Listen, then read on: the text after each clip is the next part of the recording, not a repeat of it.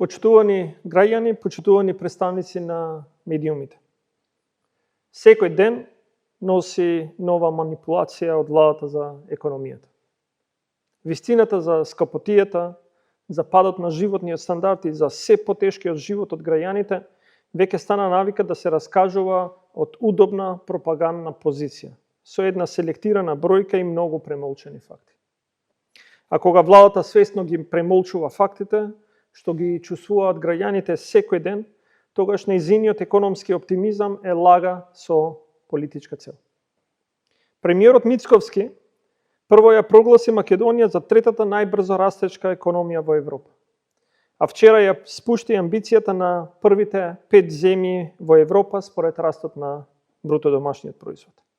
Но и во едниот и во другиот случај станува збор за иста политичка намера. Од една статистичка бројка да се направи економска бајка, додека граѓаните живеат во кошмарна економска реалност. Економијата, за жал, не се мери со само пофалби, туку со тоа што граѓаните реално можат да го купат со својата плата. Колку килограми овошје, колку месо, колку литри млеко, колку бензин, колку денови им се исполнети со достоинствен живот. Државниот завод за статистика објави раст на бруто домашниот производ од 3,1% во првиот квартал. Но истиот извештај покажува дека финалната потрошувачка има учество од дури 86,4% од бруто домашниот производ. И ова е клучен параметар на економијата кој премиерот вчера го премолчи. Растот главно доаѓа од потрошувачката, а потрошувачката расте во услови на високи цени, односно инфлација. Кога граѓаните плаќаат повеќе за истите производи, номиналната потрошувачка расте. Но тоа не значи подобар живот, тоа значи поскап живот. А ако бруто домашен производ расте 3,1%, а инфлацијата е 5,7%, тогаш цените растат побрзо од економијата. Во реалноста, граѓаните трошат повеќе пари, а дома носат помалку производи. Но да ја извадиме економијата од владиниот прес-центар и да ја сместиме таму каде што е местото, на пазар и во маркет. А таму, со 1000 денари може да се купат 2 килограми цреши по 140 денари, 1,5 килограм праски по 95 денари, 1,5 килограми кајси по 130 денари, една табла од јајца за 275 денари и само 150 грама пилешки стеки. За друго месо да не зборуваме. Значи, една илјадарка едва и покрива неколку килограми сезонско овошје, една табла јајца и мало парче месо. Владата може да слави проценти, но граѓаните секој ден бројат денари. Почитувани, премиерот зборува за раст, но не зборува дека храната и безалкохолните пијалаци се поскапени за околу 8% на годишно ниво. Не зборува дека инфлацијата во Македонија е 5,7%, додека во Европската унија е 3,2%, а во еврозоната 3%. Што значи дека нашите граѓани се под силен ценовен притисок за разлика од европските граѓани. Премиерот зборува и за индустријското производство. Да, во април има раст од 7,6%, но во јануари индустријското производство беше намалено за 6,6%, во февруари за 4,2%, а за првите 4 месеци од годината растот е само 0,2%. Ова повеќе личи на стагнација отколку на индустријски подан. Уште посериозно, бројот на работниците во индустријата во април е намален за 2,3%, а во првите 4 месеци за цели 3%.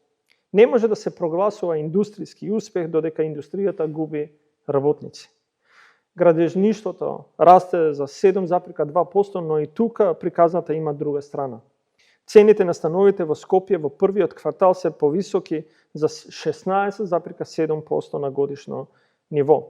Ако градежништвото расте, а домот станува се понедостапен, тогаш растот на бруто домашниот производ не носи сигурност и достоинство. Бруто инвестициите растат само 1,8%, што е доказ дека не може да се зборува за структурен економски успех кој ќе создаде одржлива додадена вредност на животниот стандард. Дополнително, странските директни инвестиции паднаа од 269,9 милиони евра во последниот квартал од 2025 година на 218 милиони евра во првиот квартал на 2026 година. Економскиот успех што го слави премиерот во истиот тој квартал изгуби цели 51,3 милиони евра странски инвестиции. И овде се разоткрива уште една димензија која владата се обидува да ја сокрие. Јавниот долг и финансирањето на ликвидност. Кога растот на бруто домашниот производ се потпира на потрошувачка, а државата паралелно се задолжува за да ја одржува ликвидноста, станува збор за вештачко одржување на економската активност со пари што ќе го враќаат граѓаните. Јавниот долг со новото задолжување од 260 милиони евра се приближува на 11,1 милијарда евра. Имаме економски модел во кој владата се обидува денес да добие политичка корист за која граѓаните утре ќе ја платат цената. Почитувани, растот на бруто домашниот производ кој се храни од инфлација не носи развој. Раст кој се потпира на долг не води кон сигурност и раст кој не ја зголемува куповната моќ на граѓаните не е никаков успех. Вистински економски напредок има само тогаш кога граѓанинот со својата плата може да купи повеќе, да живее посигурно и да планира иднина без страв од висината на следната сметка. Затоа манипулацијата има една цел, а тоа е да ја одвои владината приказна од животот на граѓаните. Но таа разлика денес е преголем за да се сокрие.